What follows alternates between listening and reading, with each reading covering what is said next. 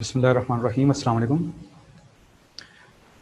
Hope so कि आप सब खैरियत से होंगे।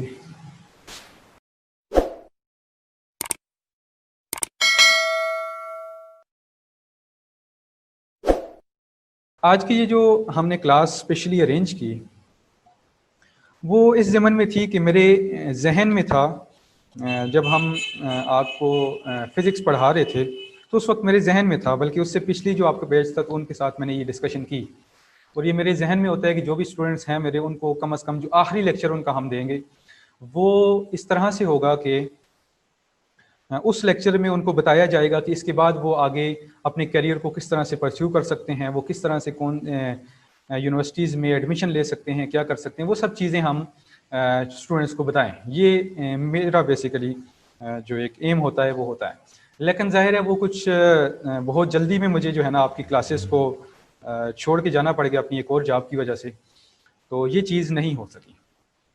तो उसके बाद फिर मैंने ये सोचा कि चलिए हम एक, क्योंकि ये अब एक नया अंदाज़ हमारा क्लास लेने का तो हमें मिल ही गया है, तो चलिए इसी को यूटिलाइज़ करते हैं और थोड़ी सी गाइडेंस जो दे दी जाए। और ये इसलिए भी ज़रूरी है कि हमें नहीं मालूम होता, इवन जब हम आपकी स्टेज पे थे तो हमें भी मालूम नहीं था कि हमने क्या करना है। या अगर आप अपने इर्द गिर्द माहौल में देखें तो आपको दो ही चीज़ें नज़र आती हैं, या आपने डॉक्टर बनना है या आपने इंजीनियर बनना है। डॉक्टर बनना है तो आप प्री मेडिकल कर लें, इंजीनियर बनना है तो आपने FSC प्री इंजीनियरिंग कर लें, इसके अलावा और हमें कुछ भी नज़र नहीं आता। सो जो जो साथ ज्वाइन हो रहे होंगे मैं उनको साथ में एडमिट करता जाऊँगा।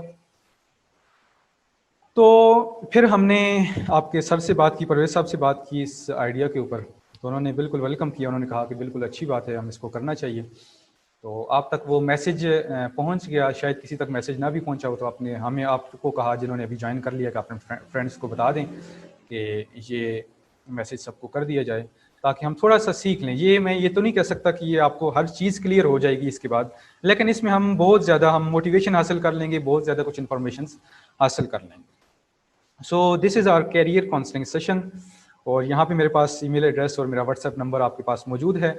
अगर इसके बाद भी अगर आपको किसी किस्म की कोई मुश्किलात का सामना होता है किसी यूनिवर्सिटी में अप्लाई करने के लिए, किसी स्कॉलरशिप में अप्लाई करने के लिए, या किसी तरह के भी इस तरह से एजुकेशन के साथ रिलेटेड, तो आप मुझसे इस ईमेल के ऊपर रब्ता कर सकते हैं और इंशाल्लाह मैं कोशिश करूँगा अपनी पूरी कि मैं आपको उसका आंसर कर सकूँ।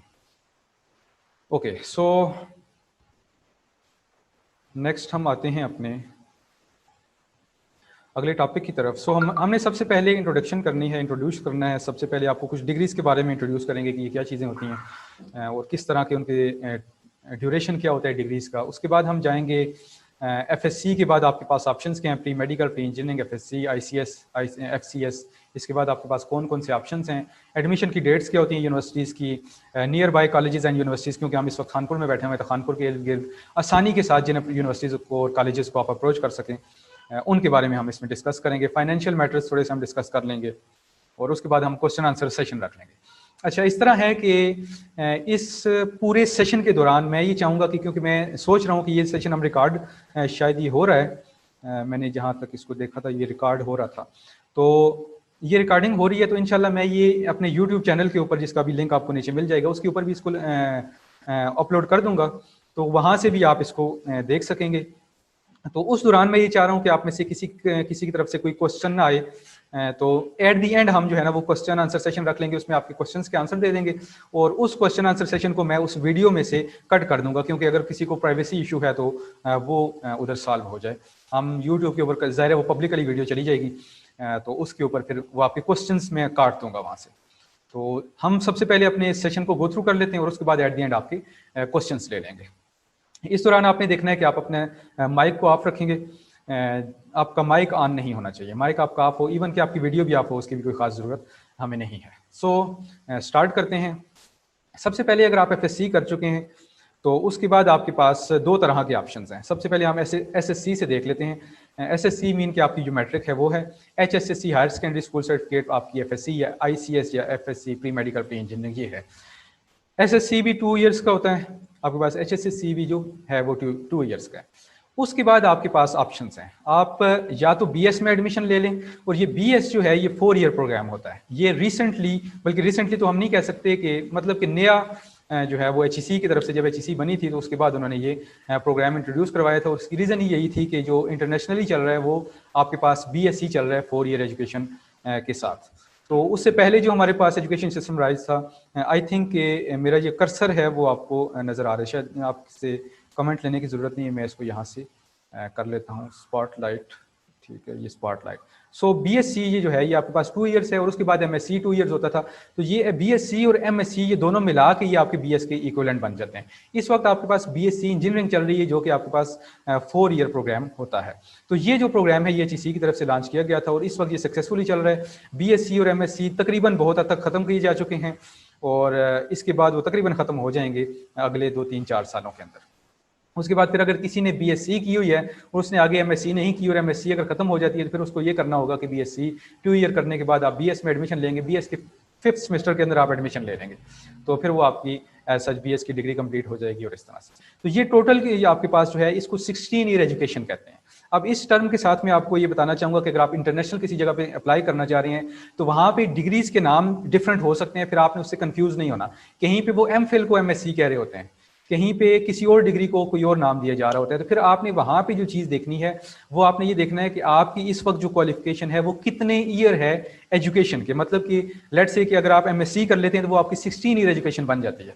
तो वहाँ पे साथ में लिखा हुआ होता है कि अगर आपने 16 ईयर एजुकेशन हासिल कर ली है तो आप एलिजिबल हैं। आपने अगर 18 ईयर एजुकेशन हासिल कर ली जो कि MPhil होता है तो वो आप एलिजिबल हैं। तो MPhil वहाँ पे क्या पता MPhil का कोई और नाम हो, लेकिन जब 18 ईयर एजुकेशन वहाँ पे लिखा जाए तो उसका मतलब है कि वो MPhil की बात कर रहे हैं। तो आपने ईयर ऑफ एजुकेशन से अंदाज़ा लगाना होगा कि किस तरह से चीज़ें ज्वाइन होती हैं, किस तरह से आप चीज़ों को आगे परस्यू कर सकते हैं और किस तरह से उनकी इन्फॉर्मेशन ले सकते हैं। तो ये हमारे पास थोड़ा सा डिग्रीज का एक इंट्रोडक्शन था। उसके बाद हम आते हैं हमारे पास FSc प्री मेडिकल अगर आपने किया है, जो कि ज़्यादातर आपकी क्लास जो थी उसमें FSc प्री मेडिकल था, तो उस वजह से उसके बाद आपके पास एक तो है कि आप MBBS डॉक्टर बन जाएं, तो ये भी एक अच्छा ऑप्शन है, लेकिन उसके लिए ज़ाहिर सी बात है मेरिट बहुत ज़्यादा हाई होता है। उसके अलावा जो फाइनेंशियल इश्यूज़ हैं वो भी बहुत से स्टूडेंट्स के साथ होते हैं। तो जब उनको ये मालूम होता है at the and FSc medical करने के बाद और अच्छे नंबर्स लेने के बाद, अच्छे मार्क्स लेने के बाद, तो कि वो ये आगे परस्यू इस वजह से नहीं कर सकते कि मेरिट उनकी तवक्कुआत से भी ज़्यादा हाई है, और दूसरी बात ये बात कि जो फाइनेंशियल इश्यूज़ हैं वो बहुत ज़्यादा हैं, फिर वो थक के बैठ जाते हैं। तो थक के बैठने की वहाँ पे कोई बात नहीं है, आपके पास और भी बहुत से ऑप्शन हैं। Bachelor of medicine and bachelor of surgery, I think ये MBBS है। तो उसके बाद आपके पास BSc इन मेडिकल लेबॉर्ट्री टेक्नोलॉजी, अब ये आपके पास BSc की डिग्री, ये है आपके पास BPT बैचलर ऑफ फिजियोथेरेपी, और ये आपके पास उसके बाद आप प्री मेडिकल के बाद कर सकते हैं। ये दूसरी आपके पास फार्मेसी, डॉक्टर ऑफ फार्मेसी ज़ाहिर है ये, तो उसके बाद ये आपके पास doctor of pharmacy, bachelor of dental surgery BDS, और इस तरह से BSc in nursery, BSc in physiotherapy, BSVN, sorry मैं साथ साथ में जो है बहुत स्टूडेंट्स को ऐड भी कर रहा हूँ तो थोड़ा सा इंटरप्शन होगी। Okay, so BSc in nursery, BSc in physiotherapy, BSVN science, BS intensive care, doctor of physiotherapy, और ये सारी आपके पास फील्ड्स हैं जो कि FSc प्री मेडिकल के बाद भी आप इनमें भी जा सकते हैं। सिर्फ आपका डॉक्टर बनना है, MBBS डॉक्टर बनना है, ये एम नहीं होना चाहिए। अगर वो नहीं तो इस तरफ भी आप आ सकते हैं। नेक्स्ट हम देखते हैं bachelor of medicine, and I think ये थोड़ी सी रिपीटिशन के साथ BS बायो इन्फॉर्मेटिक्स है, डॉक्टर ऑफ वेटनरी मेडिसिन है। उसके बाद ये आपके पास बहुत सी और फील्ड्स हैं जिनको आप यहाँ पे रीड कर सकते हैं। इन सब में भी आप जा सकते हैं और ये भी आपके पास अच्छे ऑप्शंस हैं FSc प्री मेडिकल करने के बाद। BS genetics, microbiology, biotechnology, biomedical engineering, honours agriculture में, उसके बाद स्पीच लैंग्वेज पैथोलॉजी, ये भी आपके पास ये प्री मेडिकल के बाद ये सारी चीज़ें हैं, तो इनमें आप जा सकते हैं। उसके बाद अगर आपने FSc प्री इंजीनियरिंग की है तो उसमें से ये अब आप एक बात याद रख लीजिए कि ये हमने जो फील्ड प्री मेडिकल के लिए भी ली और ये अब हम FSc प्री इंजीनियरिंग के लिए ले रहे हैं, यही नहीं है, इसमें और भी बहुत सा इजाफा है। उनको आपने किस तरह से सर्च आउट करना है, इंशाल्लाह नेक्स्ट में मैं डेमोन्स्ट्रेशन आपको एक दूंगा, उससे आपको आइडिया हो जाएगा कि आप किस तरह से बाकी भी चीज़ों को सर्च कर सकते हैं इंटरनेट से। सो BS फिजिक्स आप कर सकते हैं इंजीनियरिंग के बाद, BS केमिस्ट्री कर सकते हैं, मैथमेटिक्स कर सकते हैं, इलेक्ट्रॉनिक्स कर सकते हैं, इंजीनियरिंग टेक्नोलॉजी ये एक नई फील्ड है जो इस वक्त आपका वाह इंजीनियरिंग कॉलेज वैक जो है वो करवा रहा है। In the same way BS engineering technology ये है, इसकी एक पूरी यूनिवर्सिटी जो है वो इस वक्त पाकिस्तान में बन चुकी है, और वो आपका जो पिंडी के अंदर है, रावलपिंडी के अंदर सोशल सिक्योरिटी हॉस्पिटल के साथ, जो आपका लास्ट CTTI के नाम से एक इंस्टीट्यूशन था, उसी को थोड़ा सा उन्होंने मॉडिफाई किया, और उसी के साथ जो है ये BS इंजीनियरिंग टेक्नोलॉजी के लिए स्पेशल इसी फील्ड के लिए जो है ना उन्होंने पूरी एक यूनिवर्सिटी बना दी है। आई थिंक उसका नाम university of engineering and technology शायद इसका नाम है, और वहाँ पे भी आप इसको देख सकते हैं। उधर अगर आप BS इंजीनियरिंग टेक्नोलॉजी करना चाहें तो उसके लिए भी आप वहाँ पे जा सकते हैं। मेकाट्रॉनिक्स, इलेक्ट्रॉनिक्स, ये सब चीज़ें, मेकाट्रॉनिक्स एक और ब्रांच है जो आप BSc प्री इंजीनियरिंग के बाद जा सकते हैं, जिसमें एक नई फील्ड है, वो भी मैकेनिकल और इलेक्ट्रॉनिक्स इन दोनों का कम्बिनेशन है, उसमें भी आप जा सकते हैं। और बाकी ये फील्ड्स तो आपके पास मौजूद ही हैं। इसके अलावा भी बहुत सी फील्ड्स हैं जिनमें आप जा सकते हैं। नेक्स्ट जो है आपके पास वो है, अगर आप कंप्यूटर साइंस में आपने किया है FSc ICS कंप्यूटर साइंस, जिसको आप FSc का नाम भी देते हैं, ICS है, FCS सॉरी, और उसमें जो है डिग्री प्रोग्राम्स जो है वो BScs आप कर सकते हैं, BS IT कर सकते हैं, BSSE कर सकते हैं, ये सॉफ्टवेयर इंजीनियरिंग है, इसमें आप कर सकते हैं। टेलीकम्युनिकेशन, BS टेलीकम्युनिकेशन इसमें कर सकते हैं। बिजनेस एडमिनिस्ट्रेशन में जो आपकी डिग्रीज आती हैं वो CA है, ACCA है, ACM है। In the same banking and finance में MBA आप कर सकते हैं, BBA ये आपके पास एक और फील्ड है। कॉमर्स में आपके पास BCom है, MCom है, ये आपके पास डिग्रीज हैं जिनको आप परस्यू कर सकते हैं आफ्टर FSc FCS ICS में के बाद। अब एक बात मैं आपको और भी बताऊं कि ये जो हमने डिग्रीज यहाँ पे लिखी हैं, अब इसका ये कभी भी मतलब नहीं है कि आप ये जो डिग्रीज हैं अगर आपने FCS ICS किया हुआ है तो उसके बाद ही आप ये जो डिग्री सारी हैं ये कर सकते हैं, इसका ये मतलब नहीं है। एन मुमकिन है कि बहुत सी यूनिवर्सिटीज़ जो एलिजिबिलिटी क्राइटेरिया रखती हैं उसमें आपका प्री इंजीनियरिंग भी उन्होंने दी हुई हो, तो FSc प्री इंजीनियरिंग के बाद भी क्या मुमकिन है कि आपकी आई थिंक BS टेलीकम्युनिकेशन ये उसके बाद भी प्री इंजीनियरिंग के बाद भी की जा सकती है। तो ये यूनिवर्सिटी के ऊपर डिपेंड करता है कि वो क्राइटेरिया क्या रखते हैं। तो अगर वो क्राइटेरिया के ऊपर अगर आपकी FSc उसके अंदर मौजूद है तो आप ज़ाहिर है ये डिग्रीज भी FSc प्री इंजीनियरिंग के बाद भी कर सकते हैं। और अगर आप प्री मेडिकल आपने किया है तो उसमें आपको शायद एक्स्ट्रा एक मैथमेटिक्स का सब्जेक्ट का आपको एक पेपर देना पड़ता है, तो फिर आप ये तमाम डिग्रीज जो हैं प्री मेडिकल की भी और प्री इंजीनियरिंग की भी और ICS की भी जितनी डिग्रीज के अंदर एलिजिबिलिटी है, मैथमेटिक्स ज़रूरत होती है ज़ाहिर है, तो वो भी आप कर सकते हैं। इसमें भी नहीं है कि आप सिर्फ कन्फाइन हो जाएं इन्हीं डिग्रीज के लिए। नेक्स्ट हम आते हैं हमारे पास जी कुछ और डिग्रीज हैं, और ये आपके पास बेसिकली प्रोफेशनल कोर्सेज हैं। वेबसाइट डेवलपमेंट है, वेब इंजीनियरिंग विद PHP है, मल्टीमीडिया, 3D एनिमेशन और कुछ इस तरह की और चीज़ें हैं, वेब ग्राफिक डिज़ाइनिंग है, उसके बाद जो आपके पास है AutoCAD है, डेटा बेस एडमिनिस्ट्रेशन है। ये आपके पास बेसिकली प्रोफेशनल कोर्सेज हैं। इनकी जो ड्यूरेशन है वो 6 मंथ से लेके 2 ईयर्स तक हो सकता है। तो अगर आप कोई बाकायदा डिग्री नहीं करना चाह रहे तो उस दौरान ये भी हो सकता है कि आप उस डिग्री के बजाय आप ये कोर्सेज कर लें। लेकिन इसके साथ में आपको थोड़ा सा एक बताना चाहूँगा कि, और एक आपके लिए एक एडवाइस के तौर पे आपको ये बात बता रहा हूँ कि आप सबसे पहला आपका जो टारगेट होना चाहिए वो कम से कम एक डिग्री का उसूल होना चाहिए। मतलब कि आप इन कोर्सेज की तरफ ना जाएं तो ये थोड़ा बेहतर है, क्योंकि इन कोर्सेज में लेट से कि आपके पास ये 6 मंथ्स का एक कोर्स है वो आपने कर लिया और उसके बाद आपको ये मालूम हुआ जी अब तो एडमिशन ही यूनिवर्सिटीज़ के बंद हो चुके हैं और आप BS में एडमिशन नहीं ले सकते, अब आपको नेक्स्ट ईयर लेना पड़ेगा, तो उसके बाद आपका 1 साल पूरा ज़ाया हो जाएगा। In the same way late से कोई 1 साल है तो वो कोर्स कंप्लीट होने तक मुमकिन यूनिवर्सिटीज़ का एडमिशन क्लोज हो जाए, तो फिर वो बहुत से आपके लिए प्रॉब्लम्स बनेंगे। आप ये काम कर सकते हैं कि यूनिवर्सिटी में अगर आप एडमिशन ले लेते हैं, आपको इनमें से किसी भी फील्ड में लेट से कि आपको 3D एनिमेशन में बहुत आपको शौक है जाने का, तो आप ये काम करें कि आप अपनी डिग्री को कंटिन्यू रखें और डिग्री के दरमियान जो है वो कुछ गैप्स आते हैं, सेमेस्टर गैप्स होते हैं, उनके अंदर आप ये कोर्सेज कर लें, ये बेस्ट ऑप्शन होगा और इन कोर्सेज से फिर आपको आपकी डिग्री में भी हेल्प मिलेगी। असल में ये होता है कि आप जब भी कहीं पे भी जॉब के लिए अप्लाई करने के लिए जाते हैं, जॉब के लिए मैं अब आपको थोड़ा सा उसकी तरफ आऊँगा, जॉब में अप्लाई करने के लिए जाते हैं तो वो आपकी सबसे पहली जो चीज़ देखते हैं, ज़ाहिर एक्सपीरियंस तो एक साथ देखते हैं, लेकिन उससे पहले ये देखते हैं कि आपने 16 ईयर एजुकेशन कंप्लीट की है कि नहीं की। अब बात फिर वही है, 16 ईयर एजुकेशन कंप्लीट करने के बाद आपको कुछ आता है या नहीं आता वो एक अलग मैटर है, लेकिन सबसे पहली रिक्वायरमेंट वो कागज का एक टुकड़ा है जो आपने 16 ईयर एजुकेशन लेने के बाद आपने डिग्री की सूरत में लेना है। तो उसके बगैर जो है वो चीजें पॉसिबल नहीं होती। लिहाजा आप ये कीजिए, ये सबसे पहले आप ये करें कि आप अपनी डिग्रीज को कंप्लीट करें और ये कोर्सेज जो हैं ये साथ साथ करते रहें। अब आप इन कोर्सेज में ये नहीं कि आप इन कोर्सेज की तरफ चले जाएं और उसके बाद आपकी डिग्री जो एक रेगुलर एजुकेशन है उससे आप हट जाएं। तो याद रख लीजिए कि एक दफ़ा अगर आप रेगुलर एजुकेशन से, स्टडीज से आप दूर हो गए, रेगुलर स्टडीज से अगर आप दूर हो जाते हैं तो आपको फिर वापस पलट के उस फील्ड की तरफ आना और रेगुलर स्टडीज की तरफ आना बहुत मुश्किल हो जाता है। आपसे वो उस इफेक्टिव अंदाज से आप उसको स्टडी नहीं कर सकते अपने सब्जेक्ट को, जितना आप अगर आप रेगुलरली स्टडी को कर रहे हैं तो उस दौरान आप करते हैं। सो नेक्स्ट में हम आते हैं एडमिशन डेट्स। अच्छा, इसको करने से पहले क्योंकि यहाँ पे डिग्रीज की बात हो रही है तो एक और बात ये आप अपने, ज़ाहिर है अब आप में से सब ने तकरीबन जिन्होंने ज्वाइन किया है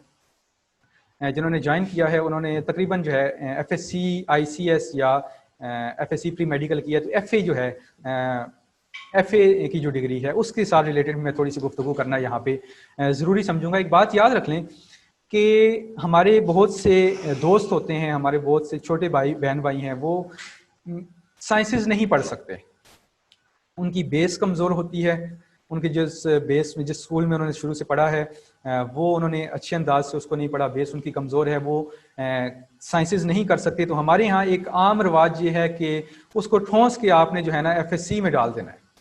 मैट्रिक उसने ज़ाहिर है वो साइंसेस से कर ली लेकिन उसके इतने अच्छे मार्क्स भी नहीं हैं, लेकिन कोई अच्छे वैसे ही कुछ कॉलेज देख लिया उन्होंने और उसके बाद उसको FSc में ठोंस दिया। तो ये बात आपने नहीं करनी। जिस तरह साइंसेस से रिलेटेड अपॉर्चुनिटीज़ मौजूद हैं, इसी तरह आप अगर आर्ट्स पढ़ रहे हैं तो उससे रिलेटेड अपॉर्चुनिटीज़ भी मौजूद हैं। ऐसा नहीं है कि उससे रिलेटेड अपॉर्चुनिटीज़ आपके पास मौजूद नहीं हैं। आपको जो सब्जेक्ट अच्छा लगता है उसको आप स्टडी करें। याद रख लीजिए कि जो आपका इल्म है अगर वो आपकी लाइफ स्टाइल को चेंज नहीं करता, आपकी जिंदगी में तब्दीली नहीं लाता, तो वो इल्म आप समझ लें कि वो आपके लिए किसी फायदे का नहीं है। अगर आप कहते हैं कि हमने जॉब हासिल करने के लिए हमने ये डिग्री लेनी है, तो जाहिर सी बात है जॉब कोई चीज़ ऐसी नहीं है, एन मुमकिन है कि आप वो डिग्री हासिल करने के बाद भी आप जॉब ना ले सकें, आप जॉब अच्छी वो जॉब आप उस तक अचीव वो आप ना कर सकें, आपको कोई छोटे लेवल की जॉब करनी पड़ जाए। तो उससे ज्यादा जो मैं आपको कहूंगा कि अपनी प्रायोरिटी जो रखें वो आप इल्म को रखें, ना कि आप अपनी प्रायोरिटी जो है वो जॉब को रखें। इस बात को अगर आप इसको समझ लें और अगर आप इसको वही कहते हैं कि पल्ले से अगर बांध लें तो ये बहुत ही अच्छी ऑप्शन होगा। आप पढ़ने के लिए पढ़ें, आप डिग्री के लिए, आप पैसे के लिए, आप जॉब के लिए ना पढ़ें, ये मैं आपको एडवाइस करूंगा। और पढ़ने के लिए जैसा आप अपने, आपको एक चीज अच्छी लगती है, आपको एक सब्जेक्ट अच्छा लगता है, आपको एक डिग्री अच्छी लगती है, आप उस डिग्री को परस्यू करें इसलिए कि मुझे ये अच्छी लगती है, बस। इससे ज्यादा आपका और कोई मोटो नहीं होना चाहिए। जब आप इसके लिए करेंगे तो फिर ये होगा कि जाहिर है उसमें आप परफेक्ट हो जाएंगे। आप वो काम करें जिसके लिए आप बनाए गए हैं। आपने, जाहिर है अल्लाह ताला ने आपको बनाया, अशरफुल मखलूकात हैं हम, इंसान अशरफुल मखलूकात है, तो इसको बनाने का एक मकसद है। तो जाहिर है हर एक इंसान के आने का इस दुनिया के अंदर कोई मकसद होता है। अगर हम कायद आज़म मोहम्मद अली जिन्ना की शख्सियत को देखें तो उनकी शख्सियत के अंदर हमें ये नज़र आएगी चीज़, वो ये नज़र आएगी कि वो पाकिस्तान बनने के लिए बनाए गए थे या वो पाकिस्तान बनने के लिए पैदा हुए थे। अगर हम अल्लामा इकबाल की शख्सियत को देखें तो हम ये कहेंगे कि वो पाकिस्तान का ख्वाब देखने के लिए पैदा हुए थे। सवाल ये पैदा होता है, मैं अगर खुद से पूछूं, आप अगर खुद से पूछें कि हम किस लिए बनाए गए हैं, हम किस लिए पैदा किए गए हैं, एक मिनट के लिए सोचें कि उसका जवाब आपको क्या मिलता है। नहीं मिलेगा। तो उसको जज करने का एक मैं आपको आसान तरीका बताता हूं। आप जिस काम के लिए बनाए गए हैं वो काम आपको स्पेस एंड टाइम से मावरा कर देता है। मतलब कि वो आपको स्पेस एंड टाइम से बिल्कुल वो आपको दूर कर देता है। वो स्पेस एंड टाइम से बिल्कुल आपको एक समझ लें कि वो दूर कर देता है आपको। किस तरह से? जिस काम के लिए आप बनाए गए होते हैं, जब वो कर रहे होते हैं तो आपको होश नहीं रहती कि आप किस जगह पे बैठे हुए हैं, और आपको होश नहीं रहती कि कितना वक्त गुजर चुका है। अगर ऐसा कोई काम आप कर रहे हैं जिसके करने के दौरान आपको इस चीज की होश नहीं रहती, तो आप ये समझ लें कि आप उस काम के लिए बनाए गए। अगर इसके अलावा अगर आप कोई और काम करेंगे, अगर आप किसी भी डिग्री को हासिल करते हैं और कोई जॉब करते हैं, तो आप एक याद रख लीजिए, एक टाइम आएगा उसके बाद आप थक जाएंगे और उसके बाद आपका वही जॉब करने का दिल नहीं करेगा, आल दो कि आपको लाखों में सैलरी मिल रही होगी। तो इसी वजह से मैं आपको ये कहूँगा कि आप वो चीज़ करें जो आपको अच्छी लगती है, उस फील्ड की तरफ जाएं जो आपको अच्छी लगती है। नेक्स्ट हम आगे बढ़ते हैं।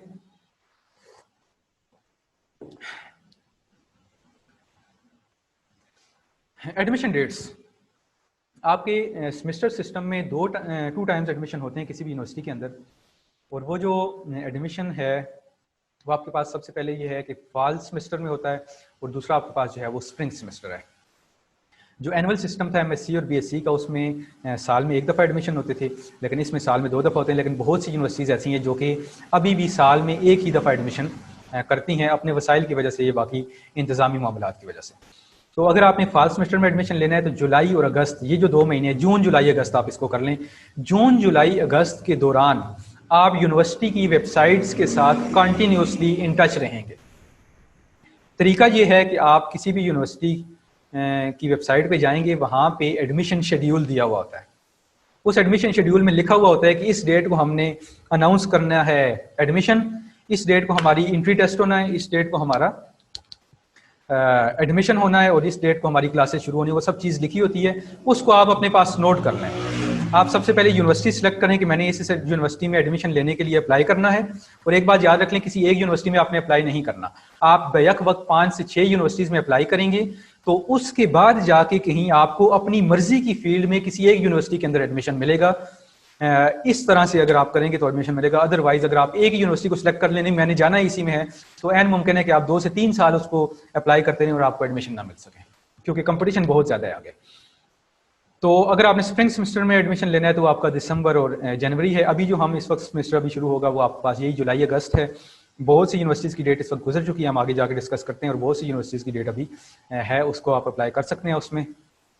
तो दूसरा आपके पास जो है वो स्प्रिंग सेमेस्टर है, जिसमें दिसंबर से जनवरी तक। अगर आप ये दिसंबर है तो आप नवंबर से शुरू करते हैं, नवंबर दिसंबर जनवरी फरवरी भी तकरीबन ये 4 महीने जो होते हैं ना, इसमें आप सर्च करते रहें और आपको पता चल जाएगा। और यूनिवर्सिटी की वेबसाइट, अब एक और बात याद रखें, ऑफिशियल वेबसाइट पे, हम इसको बाद में जाके देखते हैं कि ऑफिशियल वेबसाइट से मेरी क्या मुराद है। तो आगे हम चलते हैं। Near by colleges and university, आपकी जो इधर खानपुर के एरिया के नियर बाई यूनिवर्सिटी कॉलेजेस हैं, उसमें आपका ये सबसे पहले तो यूईटी टेक्सला है। इसके जो एडमिशन्स थे वो जुलाई के अंदर हो गए थे। मैंने जो वेबसाइट अभी तक उसको सर्च किया तो वो यही था, तो मुझे लग रहा है कि उसको शायद उन्होंने एक्सटेंड किया हो। आप यूनिवर्सिटी की वेबसाइट पे जाएंगे, वहाँ पे जाके आप ये करेंगे कि वहाँ पे अपना एक ऑप्शन होगा, अबाउट का ऑप्शन होगा, वहाँ पे जाके उनका कॉन्टैक्ट नंबर लिखा होगा, आप यूनिवर्सिटी में कॉल करके पूछ सकते हैं। दूसरा जो आपका सोर्स होता है वो स्टूडेंट्स होते हैं जो ऑलरेडी यूनिवर्सिटी में पढ़ रहे होते हैं, उनसे आप कर सकते हैं। और तीसरा जो आपके पास सोर्स होता है वो उस यूनिवर्सिटी के टीचर्स होते हैं, अगर आपके रिलेटिव में कोई है ये जानने वाला है तो आप उससे भी कंफर्म कर सकते हैं। ये 3 सोर्सेज होते हैं एडमिशन को करने के, आपकी यूनिवर्सिटी की वेबसाइट, आपके वो दोस्त या फेलोज जो इस वक्त यूनिवर्सिटी में स्टडी कर रहे हैं, और तीसरे वो टीचर्स या एडमिन स्टाफ जो होता है उस यूनिवर्सिटी का। इन सब के जरिए आपको इन्फॉर्मेशन मिल सकती है कि आप किस तरह से परस्यू करेंगे। उसके बाद नेक्स्ट जो चीज़ है वो आपके पास है जी, यूनिवर्सिटी ऑफ हरीपुर है, जिसकी जो लास्ट डेट है वो 10 अगस्त है, और 10 अगस्त आई थिंक कल है। तो इसकी जो अप्लाई करने की जो लास्ट डेट है वो कल की है, आप इसको भी देख सकते हैं। उसके बाद इसके साथ आगे मैंने ये जो लिंक्स हैं इन यूनिवर्सिटीज़ के वो दे दिए हैं, इनका जो अपनी ऑफिशियल वेबसाइट के लिंक्स हैं वो यहाँ पे दे दिए हैं, आप इनको सर्च कर सकते हैं। उसके बाद यूनिवर्सिटी ऑफ वाह है, इसका मैं क्योंकि इसकी वेबसाइट को सर्च कर रहा था तो मुझे एज सच मतलब कुछ समझ नहीं आ रहा था कि इनकी एग्जैक्ट एक्चुअल डेट क्या है।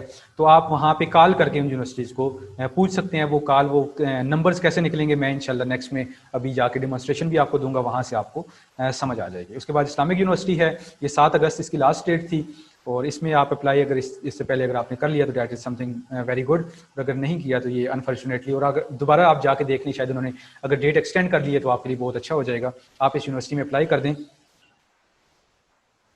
और इस यूनिवर्सिटी को मैं प्रेफर इसलिए करूँगा आप सबके लिए, उसकी कुछ रीज़न्स हैं।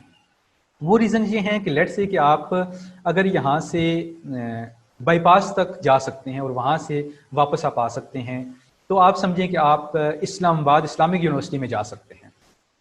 इनकी जो बसेस का सिस्टम है वो बहुत अच्छा है, बहुत ही बेस्ट है। अगर मैं क्योंकि मैंने भी खुद जो है वो MS अपना इस्लामिक यूनिवर्सिटी से ही किया है। तो अगर मैं थोड़ा सा रिकॉल करने की कोशिश करूं तो वहाँ से तकरीबन 6 बसेस या 4 बसेस, 2 बॉयज़ की और 2 गर्ल्स की, या 3 गर्ल्स की और 2 बॉयज़ की, और बॉयज़ और गर्ल्स की अलग बसेस होती हैं, वो वहाँ से जाती हैं। In the same way 2 buses जो होती हैं वो टेक्सला से जाती हैं। अब टेक्सला से जब वो जाएंगी तो ज़ाहिर है वो बाईपास से और आगे जितने भी स्टाफ्स आते हैं उनसे स्टूडेंट्स को लेके अपने साथ जाती हैं, और जो वहाँ से होती हैं वो ज़ाहिर है वो पीछे से ही बच्चों को फुल हो जाती हैं और वो वहाँ से आती हैं। तो एक तो ये बात हो गई यहाँ पे। तो इसको आपने ज़रा देखना है कि इस यूनिवर्सिटी में अप्लाई करना आपके लिए बेस्ट है। और दूसरी ये चीज़ है कि हमारे यहाँ थोड़ा सा अक्सर ये होता है कि आप यूनिवर्सिटीज़, क्योंकि इससे पहले भी आपने को एजुकेशन में FSC तक नहीं स्टडी किया होता, पढ़ा नहीं होता, तो आपके थोड़ा सा को एजुकेशन में यूनिवर्सिटी के अंदर जाना थोड़ा सा प्रॉब्लम होता है। आल्दो कि इतना ज़्यादा वो मसाइल नहीं होते, लेकिन थोड़ी सी एक झिझक होती है इंसान के अंदर। तो उसमें भी ये आपके लिए बेस्ट है कि जो आपके पास यूनिवर्सिटी इस्लामिक यूनिवर्सिटी है, इसमें को एजुकेशन नहीं है, गर्ल्स कैंपस और बॉयज़ कैंपस अलग हैं, तो आप उसमें भी अच्छे अंदाज में वो अप्लाई कर सकते हैं और आप वहाँ पे जा सकते हैं। और आप जस्ट बाईपास तक पहुँचेंगे, वहाँ से बसेस जाती हैं, आप कैंपस के सामने बिल्कुल जाके अपनी क्लासेस के सामने उतरेंगे और वहीं से आप दोबारा बैठेंगे अपनी क्लासेस के ख़त्म होने के बाद। और ये जो मैंने बताया ये सुबह 7 बजे की टाइमिंग थी, जिसमें 7 से 8 बसेस जाती हैं। इसी तरह दोबारा जो बसेस जाती हैं वो 10 बजे की टाइमिंग में जाती हैं, इतनी 7-8 बसेस। इसी तरह जो तीसरी बसेस जाती हैं वो 1 बजे जाती हैं। और ये आप समझे कि ये जो 7-8 बजे जा रही हैं, ये जब वहाँ से आती हैं तो स्टूडेंट्स को उन्हीं टाइम्स के अंदर ले के भी आती हैं। तो आप किसी भी वक्त, लेट से कि अगर बॉयज़ हैं या गर्ल्स में से हैं, अगर आप वहाँ पे हॉस्टल में हैं, तो अगर आप सुबह वापस आना चाहते हैं 8 बजे, तो ज़ाहिर है आप सुबह 8 बजे भी वापस यूनिवर्सिटी से घर में आ सकते हैं। और इस तरह से आप बड़ी आसानी के साथ, मतलब उनका जो सिस्टम ये बसेस वाला है, ये बेस्ट ऑप्शन है आपके लिए कि आप उसमें अप्लाई करें। और दूसरी बात ये कि ये इंटरनेशनल इस्लामिक यूनिवर्सिटी है, तो इसके नाम के साथ इंटरनेशनल है, तो ज़ाहिर है जो एक टैग होता है इस्लामिक का, ज़ाहिर इंटरनेशनल का जो टैग है वो भी इसके अंदर मौजूद है। आप किसी भी अगर वर्ल्ड में किसी यूनिवर्सिटी में बाहर अप्लाई करना चाहेंगे, तो वहाँ पे जब इंटरनेशनल का वर्ड आ जाएगा तो उनको एक प्लस पॉइंट आपके लिए होगा कि ये स्टूडेंट इससे पहले इंटरनेशनल यूनिवर्सिटी में पढ़ा हुआ है। नेक्स्ट आपके पास ये है कि आपका कामसेट्स है। कामसेट्स वाह है, कामसेट्स इस्लामाबाद भी है लेकिन वो थोड़ा सा यहाँ से दूर है। कामसेट्स वाह है, उसमें आप अप्लाई कर सकते हैं। 15 अगस्त उसकी आखिरी डेट है। अल्लामा इकबाल ओपन यूनिवर्सिटी है, 8 अगस्त उसकी लास्ट डेट है। और उसमें अगर आप यहाँ पे देखें तो इसके ये ऑफिशियल वेबसाइट भी यहाँ पे दी हुई है, 8 सितंबर से अल्लामा इकबाल ओपन यूनिवर्सिटी की। उसके बाद गवर्नमेंट डिग्री कॉलेज तरनावा है, इसकी जुलाई अगस्त में, अब इसकी डेट्स का एग्जैक्ट कंफर्म नहीं क्योंकि इनके एक्चुअल वेबसाइट्स नहीं थी, तो आप यहाँ पे खुद जाके तो इनमें आप पता कर सकते हैं कि इनकी क्या है। और यहाँ पे भी BS प्रोग्राम्स शुरू हो चुके हैं, लिहाजा आप वहाँ पे भी अप्लाई कर सकते हैं। नेक्स्ट आपके पास है GPGC हरीपुर है, government post graduate college Haripur. इसकी भी जो आपके पास डेट्स हैं वो जुलाई अगस्त में होती हैं। सितंबर से लास्ट टाइम क्लासेस शुरू हो गई थी। और इनके जो एडमिशन्स होते हैं, याद रख लें कि ये साल में एक दफ़ा होते हैं, तो इसको आप ज़रा ज़हन में रखिएगा कि ये जुलाई और अगस्त में ही होते हैं। इनका जो दूसरा सेमेस्टर है वो स्टार्ट नहीं होता। तो government post graduate college Haripur ये अच्छा कॉलेज है, मतलब कि मेरिट पे आने वाला कॉलेज है, इसमें आप अप्लाई कर सकते हैं। तो उसके बाद you can also directly contact via call and university, आप उनको डायरेक्टली कॉल करके पूछ सकते हैं कि आप की एडमिशन डेट्स क्या हैं और बाकी सब चीज़ें इंफॉर्मेशन आप ले सकते हैं। नेक्स्ट आपके पास हम थोड़ा सा फाइनेंशियल मैटर्स को देख लेते हैं, और वो कुछ इस तरह से हैं कि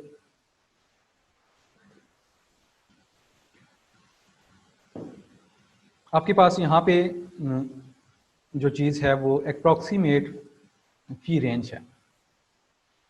अप्रॉक्सीमेट फी रेंज में मतलब ये है कि अगर आप गवर्नमेंट यूनिवर्सिटीज़ के अंदर एडमिशन ले रहे हैं तो उनके 2 तरह के एडमिशन लेने के प्रोसेस होते हैं, और एक जो है वो आपके पास सेल्फ फाइनेंस होता है और दूसरा आपका मेरिट बेस्ड होता है। तो अगर आप मेरिट पे आ जाते हैं तो आपका ये 40,000 50,000 तक आपको तकरीबन पे करना पड़ता है। एक बात आप ये जहन में रखें कि ये जो 40,000 और 50,000 तक पे करने का मतलब ये है कि आपका जो फर्स्ट टाइम जो होता है वो थोड़ी सी ज़्यादा होती है, फीस 60 to 70,000 भी जा सकती है, और जो आपके पास उसके बाद होगी वो सिर्फ सेमेस्टर फीस होती है, तो वो थोड़ी कम होती है। मतलब कि आप उसको कह लें कि 1/4 ज़्यादा होती है, ये 1/3 आप कह सकते हैं कि ज़्यादा होती है। तो अगर आपकी सेमेस्टर की फीस ओवरऑल अगर 40,000 है तो आपकी जो फर्स्ट टाइम फीस होगी वो तकरीबन 60 to 65,000 इस तरह से फीस होगी।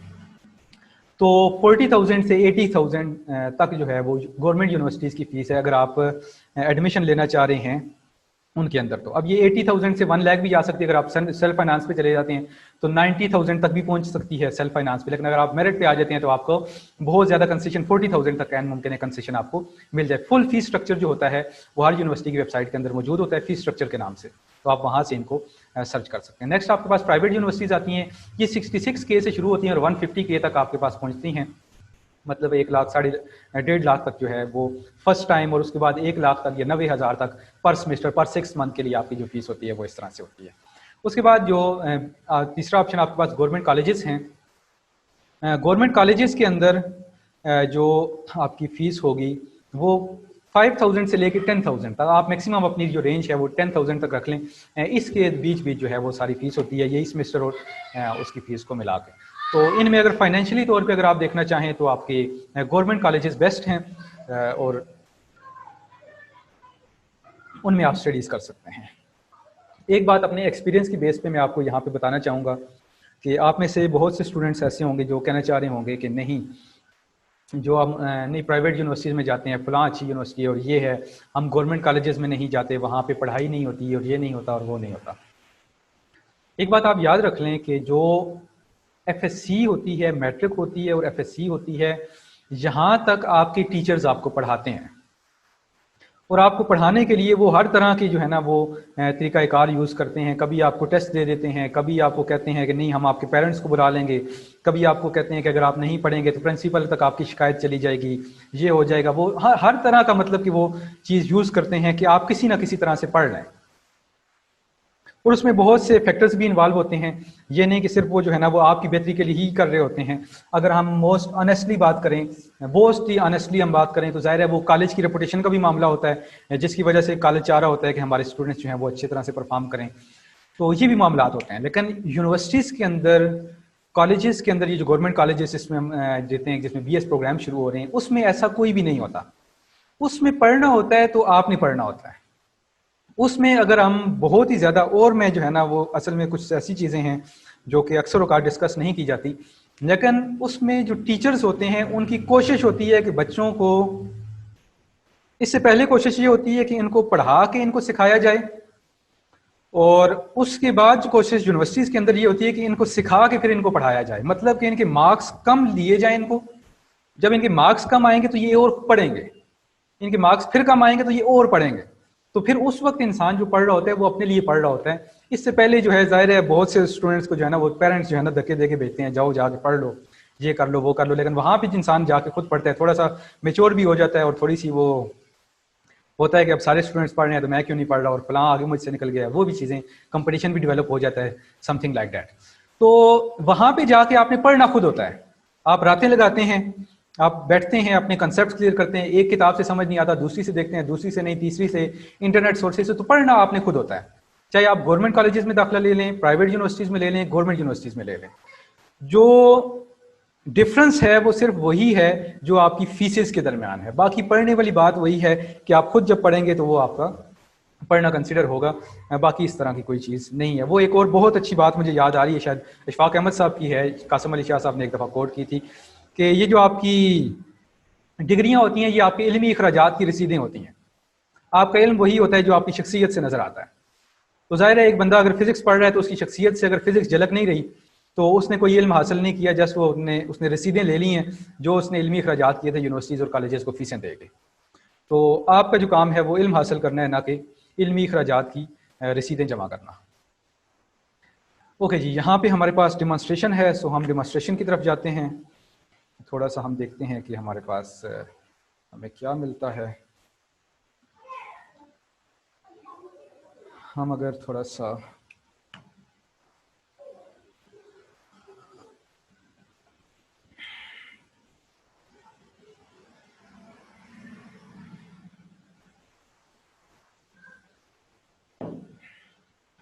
टेन 54 आई थिंक टाइम ज़्यादा हो रहा है। हम लेट्स से कि Islamic university INTER international Islamic university मेरे पास आ गई है। अच्छा, एक और बात आपको मैं बताऊं, सर्च करने के हवाले से, ठीक है, आई थिंक मेरी स्क्रीन आपको शो नहीं हो रही होगी, तो मैं एक बल्कि एक छोटी सी एक्नॉलेजमेंट के सर मोइन की तरफ के वो कंटिन्यूसली सारे प्रोसेस के दौरान, और सर परवेज दोनों मेरे साथ रहे। और सर मोइन को मैंने अभी जो है ना वो सुबह मैसेज किया और वो बगैर नाश्ता किए जो है ना वो पहुँच जाए। ये उनकी बहुत ही जो मैं कंट्रीब्यूशन समझूंगा और उनको अप्रिशिएट करूँगा इस बात के, और इस बात पे उनको खराज तहसीन पेश करूँगा कि वो आपके इस सेशन के लिए उन्होंने बहुत अहम किरदार अदा किया। चाहे वो आपसे कांटेक्ट करने का मामला हो, आपको की तरफ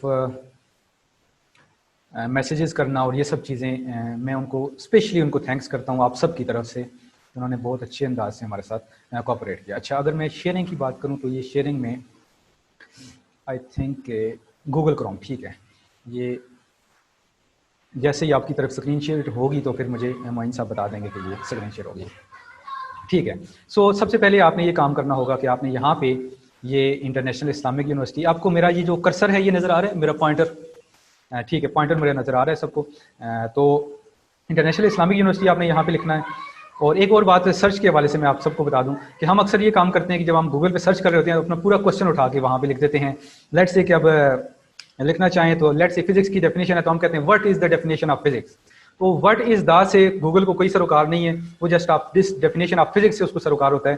तो आप जस्ट वो वर्ड लिखा करें जो इंपॉर्टेंट वर्ड हो गूगल के अंदर सर्च करने के लिए। तो ये आपको एक अच्छी सी टिप है। तो आप यहाँ पे डायरेक्टली इंटरनेशनल इस्लामिक यूनिवर्सिटी की ये सबसे पहली जो साइट है, ये उनकी ऑफिशियल वेबसाइट यहाँ पे खुल गई है।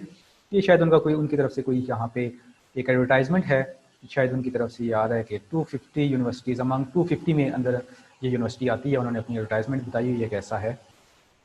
अच्छा, अब अगर आप यहाँ पे देखें तो ये देखिए यहाँ पे आपको एडमिशन मिल गया, एडमिशन का यहाँ पे आपको नज़र आ रहा है। इसी तरह से यहाँ पे जॉब्स हैं और ये सब चीज़ें यहाँ पे मौजूद हैं, इस तरह से आप कर सकते हैं। उसके बाद अगर आप यहाँ पे देखें, जो मैं आपको यूनिवर्सिटी में बताना चाह रहा हूँ कि उनके साथ आप कॉन्टैक्ट जो कर सकते हैं, वो ये देखिए कि ये कॉन्टैक्ट्स हैं। तो इस पर जब आप क्लिक करेंगे तो हम एडमिशन की तरफ बाद में जाते हैं। ये देखिए कि आप इस यूनिवर्सिटी के जो ये कोई है उनका नाम यहाँ पे है, इनके साथ आगे कुछ नहीं है, लेकिन ये दूसरे जो हैं ये रेक्टर हैं और इनका फ़ोन नंबर भी है, इनका ईमेल एड्रेस भी यहाँ पे दिया हुआ है। हर बंदे का जो फ़ोन नंबर है, उनका एड्रेस है, वो सब चीज़ें उनके नाम के साथ यहाँ पे ये दी हुई हैं। तो आप इनसे, आप एक और बात याद रखें कि इनके रेलिवेंट जो पर्सनस हैं उनसे बात करनी है। अब ये नहीं कि आपने कोई छोटा सा एडमिशन का मसला है तो आप रेक्टर को उठा के कर दें, या वाइस प्रेसिडेंट को या प्रेसिडेंट को कर दें, ये बाकी जो आपके पास जो स्टाफ होता है आप उनमें से कर दें, किसी को मैसेज कर दें, ये इंचार्ज है, डायरेक्टर है, डीन्स हैं, इनके नाम हैं। और ये देखें एडमिशन पाकिस्तान के लिए अगर आपने कॉल करनी है तो आप ऊपर डीन को नहीं करेंगे उठा के, आप ये एडमिशन सेक्शन में जाके करेंगे।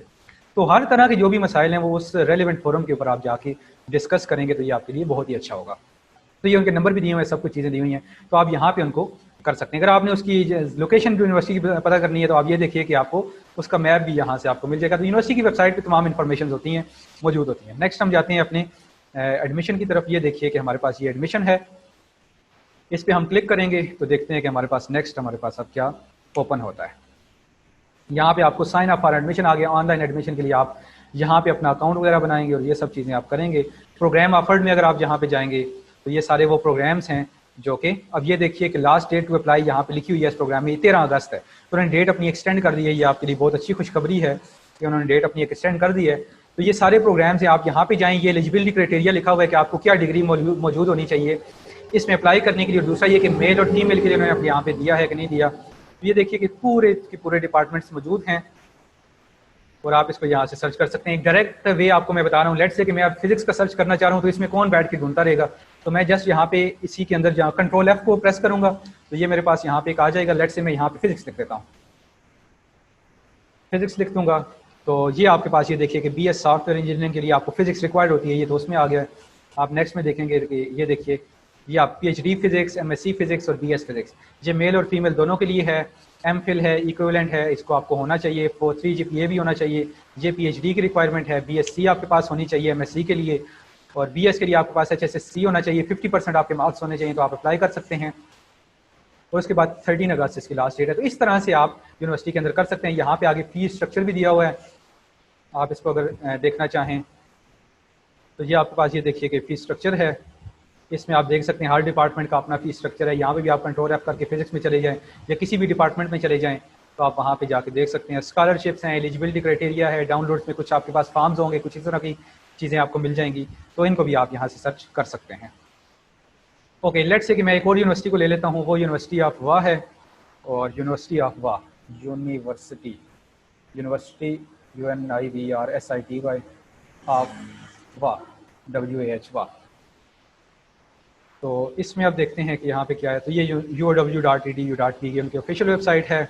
ये उनके पास एडमिशन शेड्यूल है, लेकिन मैं यहाँ पे क्लिक कर लेता हूँ, देखते हैं कि डायरेक्टली उन्होंने क्या दिया है यहाँ पे।